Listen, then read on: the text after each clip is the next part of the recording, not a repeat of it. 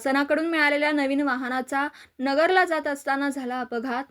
महात्मा फुले कृषी विद्यापीठातील बियाणे विभागाला 15 दिवसांपूर्वी नवीन बोलेरो गाडी हे वाहन मिळालं होतं। कृषी विद्यापीठाच्या अंतर्गत असलेल्या बियाणे विभागातील काही अधिकारी व कर्मचारी हे 4 डिसेंबर रोजी सदरच्या वाहनात नगरला जात असताना चालकाच्या दुर्लक्षामुळे अपघात होऊन मोठ्या प्रमाणात नुकसान झाल्याची माहिती मिळते।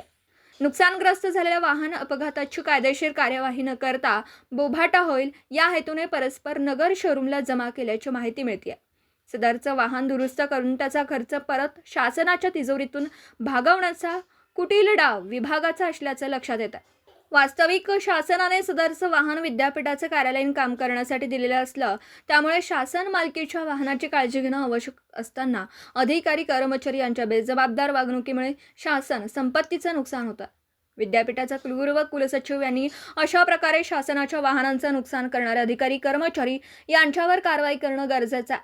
विद्यापीठातील बरेचसे अधिकारी शासन मालकीच्या वाहनांमधून आपल्या कुटुंबियासमवेत आपले खाजगी काम करण्यास प्राधान्य देत असल्याचं निदर्शनास येतं। या गोष्टीकडे आत्ताच रुजू झालेले नवीन कुलगुरू यांनी लक्ष घालणं व विद्यापीठाचे प्रशासकीय अधिकारी कुलसचिव यांनी याबाबतचा आढावा घेणं गरजेचं आहे।